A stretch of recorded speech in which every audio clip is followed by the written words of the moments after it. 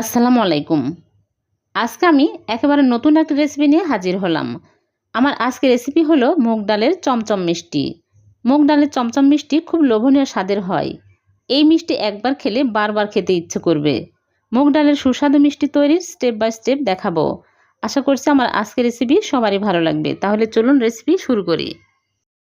প্রথমে মুগ ডাল ভেজে নেব। এর জন্য চুলায় প্যান বসিয়ে দিয়ে দিচ্ছি 1/3 কাপ মুগ ডাল। এখন আমি হালকা আঁচে নেড়েচেড়ে 3-4 মিনিট ধরে ভেজে নেব। হালকা আঁচে ভেজে নিতে হবে। যখন দেখবেন যে কালারটা এইরকম চেঞ্জ হয়ে গেছে, তখনই বুঝতে হবে ভাজা হয়ে গেছে।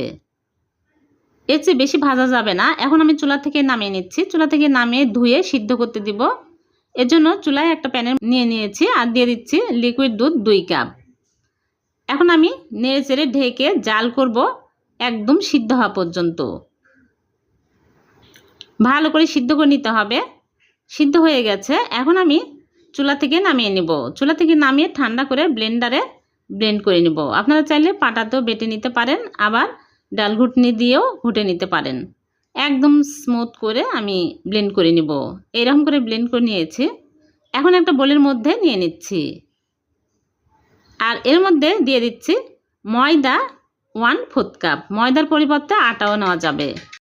আর দিয়ে দিচ্ছি গুঁড়া দুধ 1/3 কাপ আর বেকিং পাউডার দিয়ে দিচ্ছি 1/2 চামচ। আর দিয়ে দিচ্ছি ঘি 1 টেবিল চামচ। এখন আমি সবগুলো একসাথে ভালো করে মাখিয়ে নেব। এখানে দুধ পানি কিছুই দিতে হবে না, এরকম সফট হবে, পরে শক্ত হয়ে যাবে। এখন আমি হাত ধুয়ে হাতে ঘি লাগিয়ে নিয়েছি। এরকম করে নিয়ে আমি চেপে চেপে গোল করে তারপরে লম্বা চমচমের শেপ দিয়ে নিচ্ছি। আমি মিষ্টিগুলো বড় বড় করে বানাচ্ছি। আপনারা চাইলে আরও ছোট করে বানাতে পারেন অথবা গোল করে বানাতে পারেন। হয়ে গেল একটা। এইরকম করে সবগুলো মিষ্টি আমি বানিয়ে নেব। মিষ্টি একদম স্মুথ করে বানিয়ে নিতে হবে, গায়ে ফাটল থাকা যাবে না।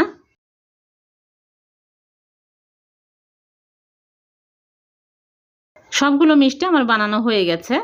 এখন এই মিষ্টিগুলো ভেজে নেব। এজন্য চুলায় আগে থেকে পরিমাণ মতো তেল দিয়ে তেল হালকা গরম করে নিয়েছি। এখন আমি একটা একটা করে মিষ্টি দিয়ে দিচ্ছি। দিয়ে চুলার আঁচ মিডিয়াম টু লোয়ে রেখে মিষ্টিগুলো উল্টে পাল্টে ভেজে নিতে হবে। মিষ্টিগুলো আস্তে আস্তে ফুলে বড় বড় হয়ে যাচ্ছে, দেখুন। অনবরত উল্টে পাল্টে দিতে হবে, তাহলে সব সাইডে সুন্দর কালার আসবে। আর মিষ্টিগুলো ফেটে যাবে, তাতে ভয়ের কারণ নাই। মিষ্টিগুলো যখন শিরার মধ্যে দেওয়া হবে তখন মিষ্টিগুলো ঠিক হয়ে যাবে। যখন এইরকম সুন্দর কালার আসবে তখনই মিষ্টিগুলো তুলে নিচ্ছে। সবগুলো মিষ্টি আমি ভেজে তুলে নিয়েছি। এখন এই মিষ্টিগুলো এক সাইডে রেখে দেবো ঠান্ডা হতে। ঠান্ডা হতে থাকুক, এদিকে আমি মিষ্টির শিরা তৈরি করে নেব। এর জন্য চুলায় একটা প্যান বসে দিয়েছি আর দিয়ে দিচ্ছি চিনি 1 কাপ আর পানি দিয়ে দিচ্ছি 1.5 কাপ। 3টে এলাচ দিয়ে দিচ্ছি। এখন আমি নেড়েচেড়ে জাল করে বলক তুলে নেব। জাস্ট একটা বলক উঠলেই মিষ্টিগুলো দিয়ে দিচ্ছি। মিষ্টি এখন ঠান্ডা হয়েছে। মিষ্টিগুলো দিয়ে আমি জাল করব 5 মিনিট।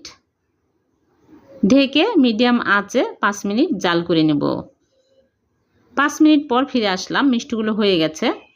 এখন আমি চুলা থেকে নামিয়ে ঢেকে রেখে দেবো 1 ঘন্টা। 1 ঘন্টা মিষ্টিগুলো শিরা সোপ করে নেবে। ফিরে আসলাম 1 ঘন্টা পর। দেখুন মিষ্টিগুলো রসে একদম ফুলে টইটুম্বুর হয়ে গেছে। সব শিরা সোপ করে নিয়েছে। আর মিষ্টিগুলো দেখতে কতটা ইয়ামি হয়েছে। আরও টেস্টি করার জন্য আমি মাওয়াতে কোট করে নিচ্ছি। মাওয়াতে কোট করলে দোকানের মতো লুক আসে, খেতেও আরও টেস্টি হয়। হয়ে গেল ভীষণ মজার মুগ ডালের চমচম মিষ্টি। একটা মিষ্টি আমি কেটে দেখাচ্ছি। এই মিষ্টি খাওয়ার পর কেউ বুঝতেই পারবে না যে মুগ ডাল দিয়ে তৈরি করা। এতটাই টেস্টি হয় আর একদম নরম তুলতুলে, মুখে দিলেই মিলে যাবে। কতটা টেস্টি মিষ্টি দেখেই বোঝা যাচ্ছে।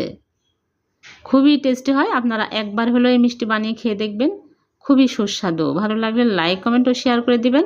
চ্যানেলটি সাবস্ক্রাইব করে চ্যানেলের সাথেই থাকবেন। আর পেজ থেকে দেখে থাকলে পেজটিকে ফলো দিয়ে রাখবেন। আবারও দেখা হবে নতুন কোনো রেসিপিতে। সে পর্যন্ত ভালো থাকবেন। আল্লাহ হাফেজ।